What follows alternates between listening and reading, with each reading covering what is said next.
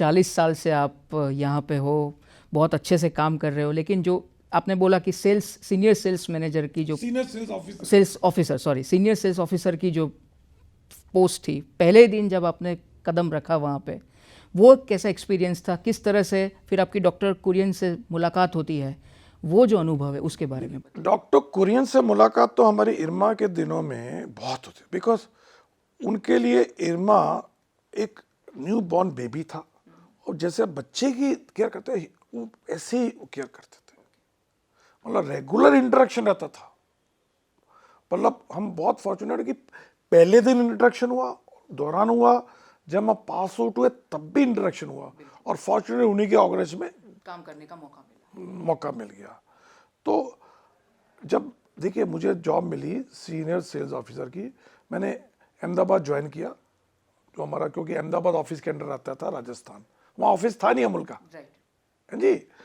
तो मुझे बोला गया कि आपको जयपुर जाना है, वहाँ ऑलरेडी हमारा एक सेल्स ऑफिसर है, आपको वहाँ जाना है, और उसको आपको वहाँ पे अपना अमूल का एक ऑफिस खोलना है, क्योंकि भी वोल्टास का एक डिवीजन होता था, PCP, pharma consumer product division, वो अमूल की प्रोडक्ट्स की डिस्ट्रीब्यूशन करता था उनके डिस्ट्रीब्यूटर के थ्रू, तो उनसे टेक ओवर करना है।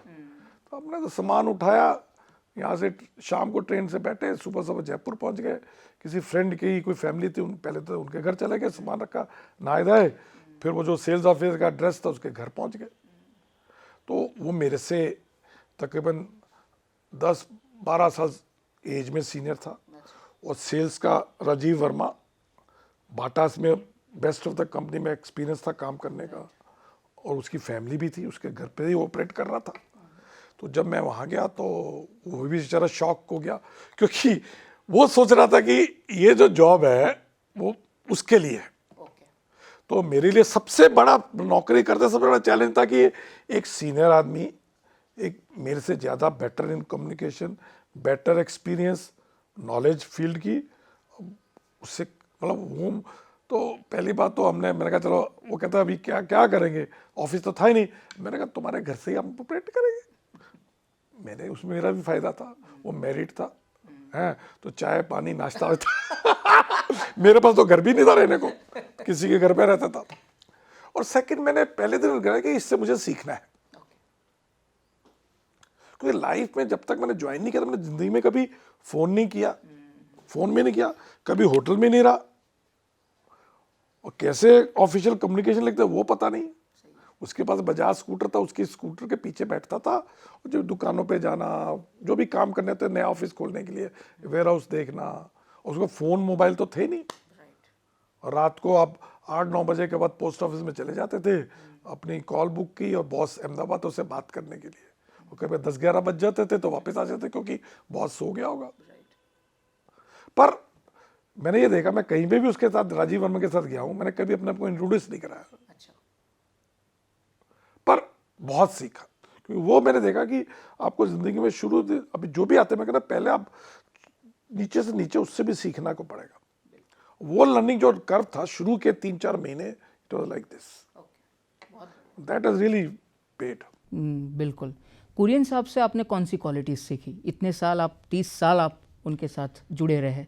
देखिए, डॉक्टर कुरियन बेसिकली एक जो विजनरी थे, उनका सबसे बड़ा जो हमने जो देखा कि एक तो उनकी जो वैल्यू सिस्टम था ना, उसमें वो कॉम्प्रोमाइज नहीं करते थे। इतने साल में देखा, और कई एग्जाम्पल्स हैं, मतलब जैसे एक तो इंटीग्रिटी है।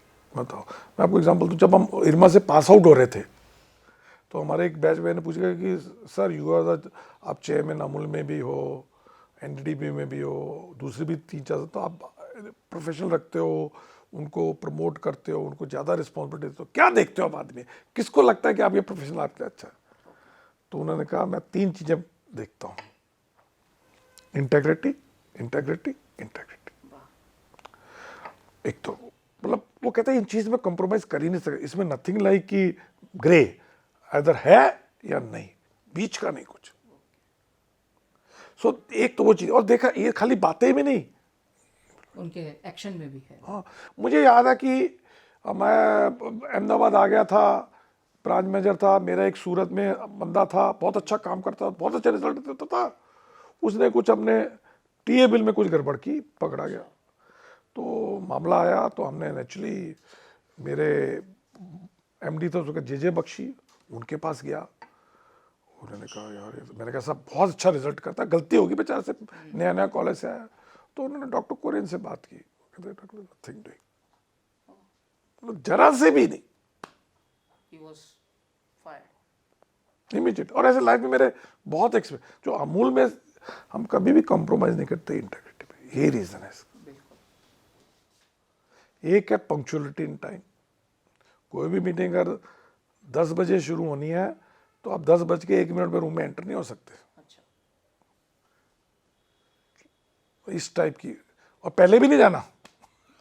डॉक्टर कुरियन कभी किसी मंत्री को या किसी को मिलने जाते थे, अगर आप पहले जाओ तो घर के आसपास चक्कर काटो, ना तो पहले जाओ ना बाद टाइम पे जाओ, 5 मिनट पहले ठीक है चले जाओ, व्हेन वो आपको एक्सपेक्ट कर रहा है। तीसरा, जैसे आपने जो शब्द से शुरू किया, देश युवा वर्मोए शुभ कर्मन से कपू न डरूं, ना डरूं हर सो जब चाहे लड़ूं, निश्चय कर आत्म जीत। बोला डॉक्टर कुरियन ने हमने देखा, हालांकि उनको पता नहीं होगा शब्द, पर कि अगर आप अच्छा काम कर रहे हो, किसानों के लिए काम कर रहे हो, उनके फायदे की बात कर रहे हो, तो आपको किसी से नहीं डरना। वो जो उनकी निडरता थी ना, जो बड़े से बड़े ब्यूरोक्रेट्स हो, बड़े से बड़े पॉलिटिशियन हो, बड़े से बड़ा आदमी हो, हमने देखा उन्होंने फाइट किया अगर आपका कॉज सही है, और हमेशा जीत के निकले।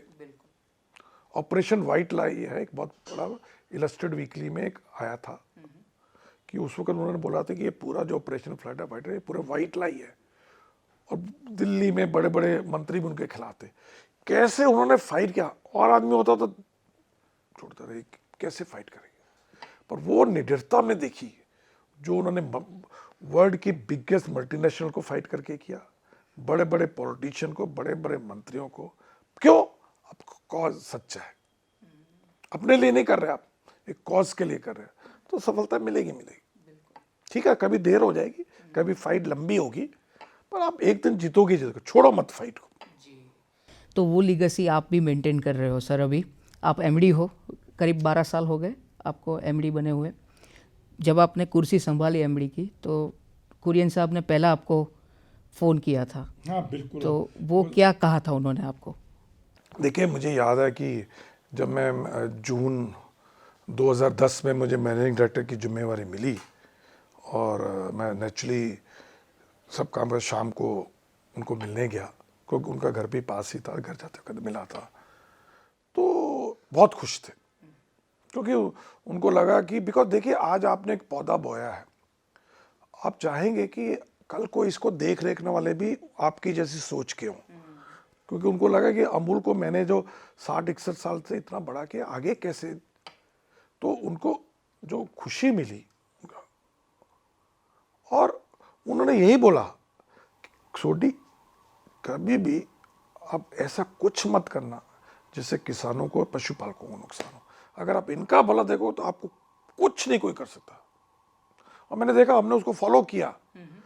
मैंने ये भी देखा है कि कई बार टेम्पररी कुछ लोग आपके अगेंस्ट हो जाते हैं, आपकी राय से नहीं मिलते, आपके काम से सहमत नहीं होते, उनको लगता है कि आप उनके अगेंस्ट जा रहे हो। पर अगर आपने कोई भी डिसीजन, कोई भी planning just merit of the case पे की है ना, कभी मैं आपके फेवर में बोल रहा हूँ, कभी मैं आपके में, तो धीरे धीरे सब लोगों को पता चलता है कि ये आदमी सही होगा तो सही बोलेगा, गलत होगा तो गलत, तो फिर आप उससे निकल आते हो। बहुत अच्छी बात बोली सर आपने। जब आप अभी यहाँ पे एमडी के तौर पे हो, काफ़ी प्रोडक्ट्स लॉन्च हुई, करीब 50 से भी अधिक प्रोडक्ट्स लॉन्च हुई है।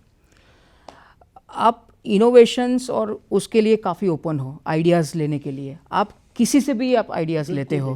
तो ये जो क्वालिटी है वो कैसे मेंटेन हुई और कैसे डेवलप हुई, और आइडिया से आपको क्या सही में क्या क्या सीखने को मिला उनसे?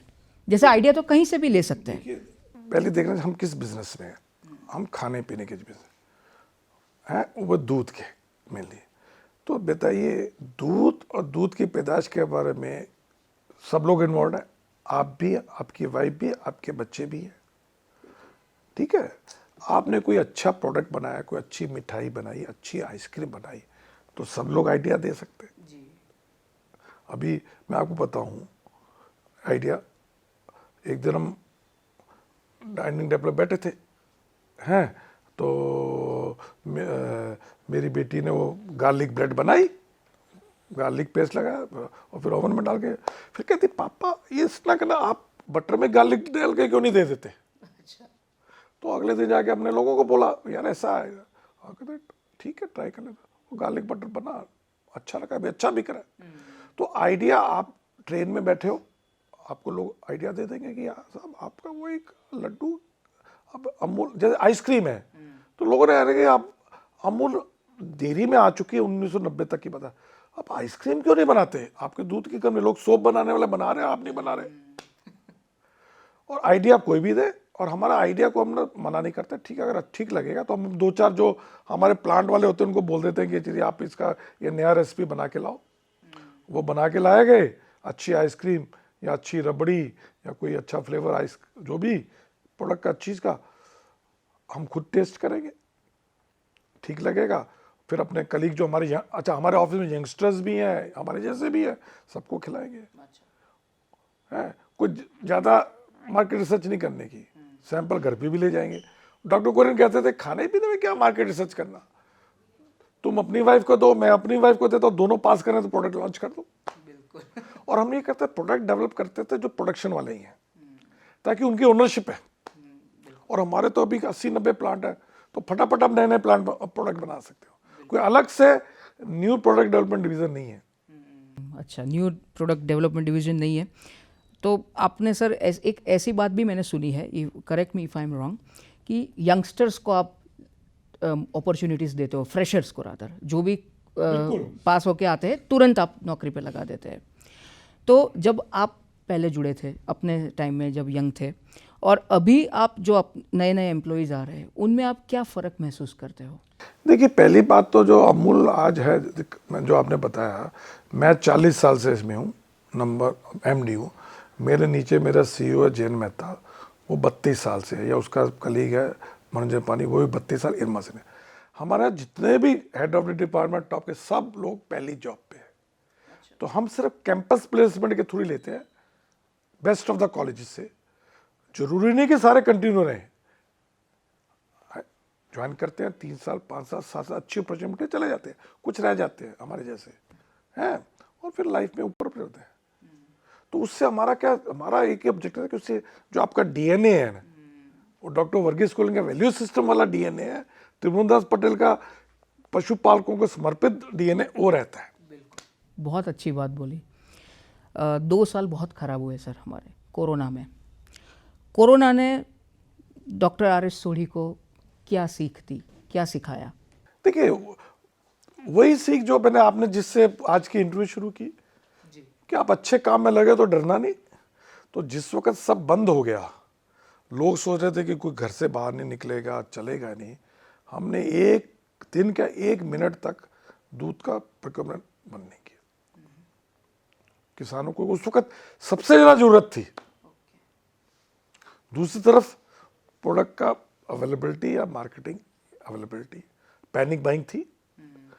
जब 24 मार्च को डिक्लेयर हुआ, हालांकि बोला था कि दूध एग्जम्प्टेड है, पर लोगों में पैनिक बाइंग थी कि कल को मिलेगा कि नहीं मिलेगा। तो इमीडिएटली मैंने अपने भाई को बोला, यार तुम एक मोबाइल पकड़ो, मैंने इंटरव्यू दिया कि कल आपके घर दूध आएगा, दही आएगा, पैनिक बाइंग मत कीजिए। वो विदिन 10 मिनट सब चैनल्स पे आ गए। पर कोरोना में हमें ये सीखा कि एक तो आपको फ्रंट में रह के एज ए लीडर लीड करना पड़ेगा। मैं बोलूँ मैं वर्क फ्रॉम होम करूँ और मेरा दूध का डिस्ट्रीब्यूटर बेचारा सुबह सुबह खड़ा के दूध बेचे, वो पॉसिबल नहीं है। आपको भी खड़ा होना पड़ेगा। तो एक भी दिन हमारी जो टॉप थीम थी वो घर पे नहीं बैठी।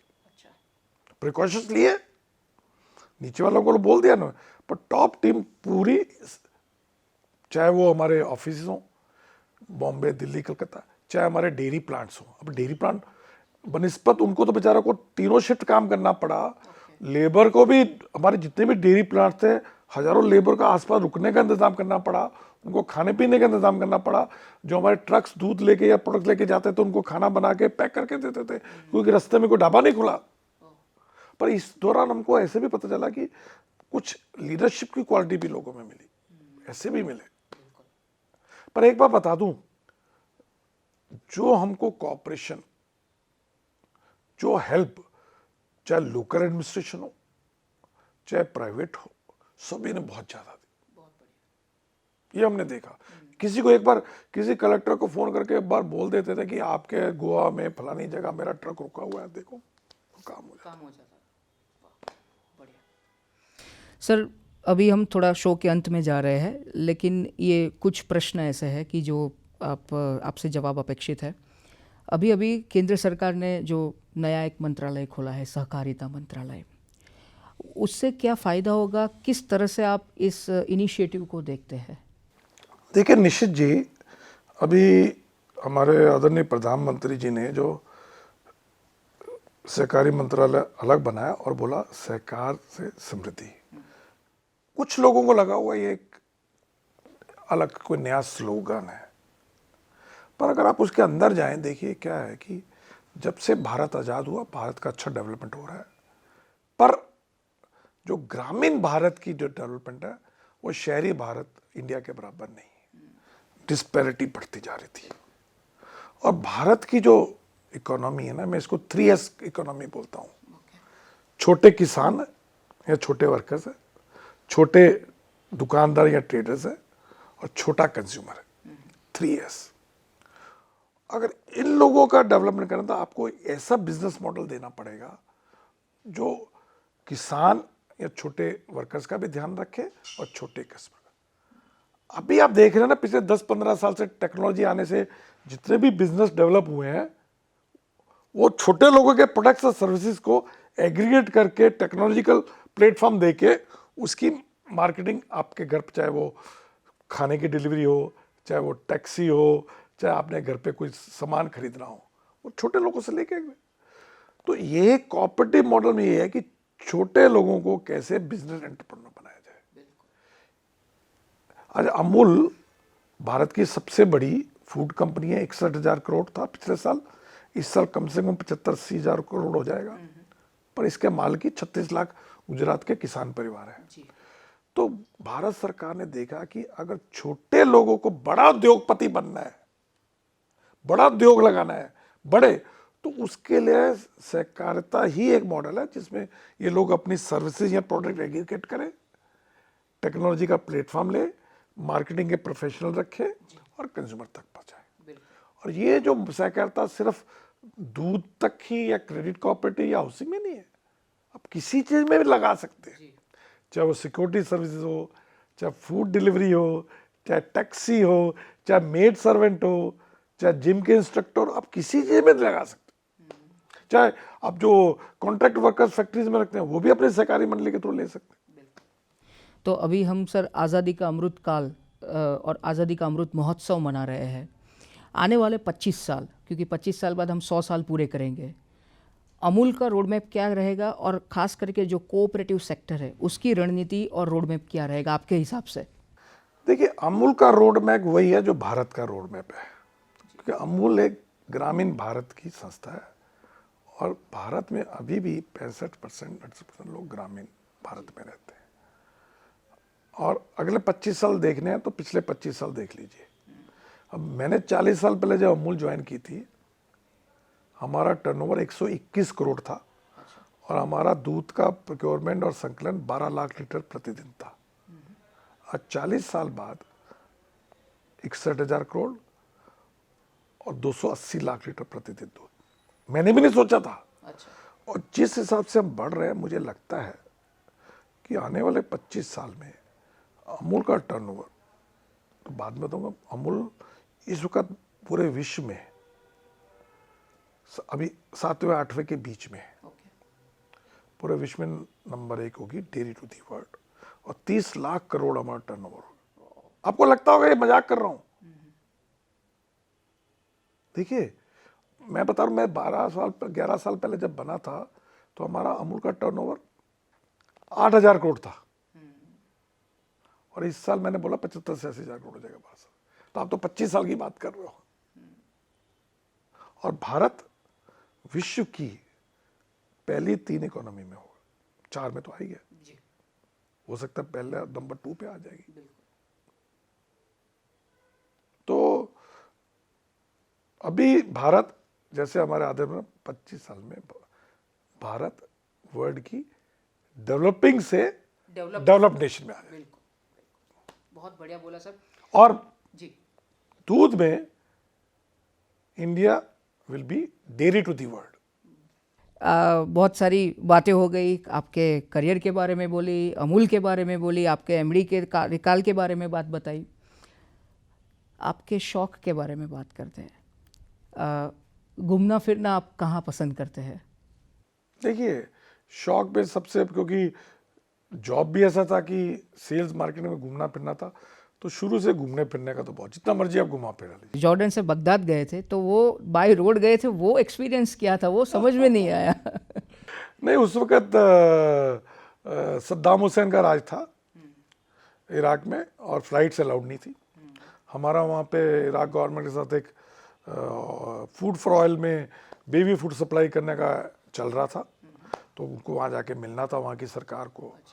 तो फ्लाइट थी नहीं, तो जॉर्डन में, अम्मान में तक की फ़्लाइट थी, वो ली, और वहाँ से फिर मैंने टैक्सी ली। अच्छा, वो तकरीबन 1000 माइल, और बैठ गए टैक्सी में, और पूरे डेजर्ट में जा रहे हैं, सिर्फ रोड पे टैंकर्स ही, ऑयल के टैंकर्स थे और कुछ नहीं था। अच्छा, तो पर जाना तो गए, रास्ते में टैक्सी का एक्सीडेंट भी हो गया। फिर वो ड्राइवर बेचारा, ठीक चोट नहीं लगी, दूसरे गांव में गए, वहाँ से एक नया टैक्सी किया। पर वहाँ पे जा देखिए, एक तो मैंने देखा कि मैं, जब हम बगदाद के पास पहुँचे, उससे 15-20 किलोमीटर पर हर 2 किलोमीटर के बाद AK-47 लेके उनके आर्मी खड़े रहते चेकिंग के लिए। और वो यूँ घूम के देखते, अच्छा, क्योंकि हम तो सरदार थे, पगड़ी, ओ हिंदी, गो। कई बार ड्राइवर को बाहर निकाल के चेक करेंगे, हम, मुझे नहीं, तो इंडियंस को बिकॉज ऑफ हिंदी चले। तो उस वक्त तो हम देखते, तब 2-3 दिन रहे वहाँ पे, देखा था प्लेन में लगा रहता था कि अमेरिकन प्लेन आएंगे, बम गिराएंगे, कुछ गिराएंगे। मुश्किल हालात थे उस वक्त, पर बहुत मेमोरेबल रही। इसी तरह 2-3 दिन बाद वापस भी आएगा। खाने पीने की बात करें, वैसे तो खाने पीने के तो आप शौकीन हो गए ही। क्या क्या खाना पसंद करते हैं सर आप? कुछ भी, अच्छा, शुरू से ही खाने पीने का शौक है। अरे, मेरी मदर भी कहती, मेरी वाइफ भी कहती, कोई लोगों को होता है कि ये चीज़ पसंद नहीं, हमको कुछ भी खिला दो, टेस्टी होना चाहिए। टेस्टी होना चाहिए। हम ज़्यादा वो उस तरफ नहीं देखते कि हेल्थ वाइज ये है यार, टेस्ट होना चाहिए, खाने पीने की चीज़ में टेस्ट होना चाहिए। टेस्टी होना चाहिए। हाँ, अभी संगीत की बात इसलिए करूँगा सोढ़ी साहब, कि आपकी माताजी भी म्यूज़िक की टीचर थी, उन्होंने बीए किया, फिर वो संगीत की टीचर बनी।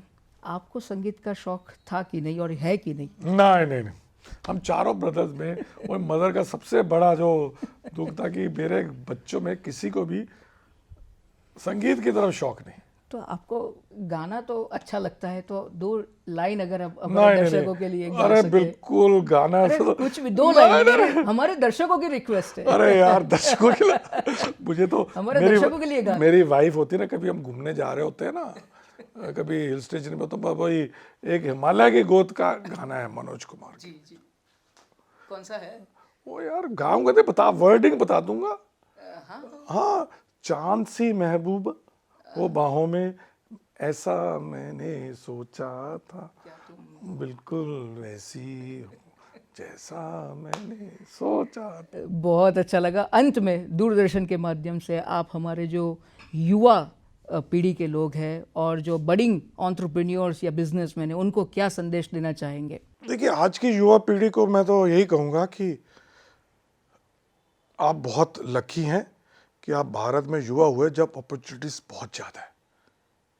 किसी भी क्षेत्र में, किसी भी फील्ड में, आप जिसमें भी चाहे आप अपना करियर बना सकते हैं, बिजनेस बना सकते हैं।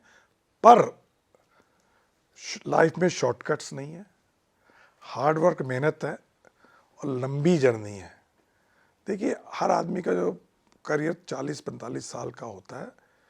आप ये मत एक्सपेक्ट करो कि मैं 2-4-5 साल में, और ये कोई ये नहीं कि मेरा साथ वाला, मेरा क्लास फेलो वहाँ निकल गया, मैं पीछे रह गया। नहीं, लाइफ बहुत बड़ी है।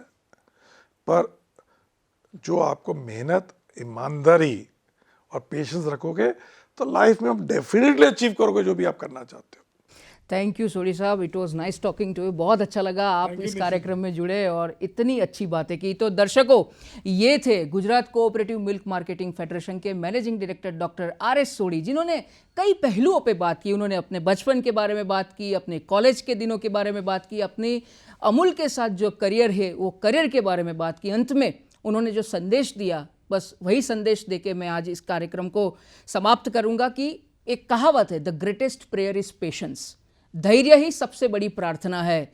तो आप धैर्य के साथ अपने मन से, लगन से, मेहनत से अगर आप आगे बढ़ोगे, काम करोगे, तो सफलता अवश्य आपके कदम चूमेगी। और एक बात उन्होंने कही कि जल्द ही जो अमूल है वो डेयरी टू द वर्ल्ड रहेगा और हम भारत डेवलपिंग कंट्री से जल्द ही कुछ ही समय में डेवलप्ड नेशन की ओर आगे बढ़ेगा। तो इस विचार के साथ इस कार्यक्रम में इतना ही। अगले रविवार को फिर से एक नए अतिथि के साथ आपके समक्ष उपस्थित रहेंगे। तब तक आपसे इजाज़त लेते हैं। नमस्कार।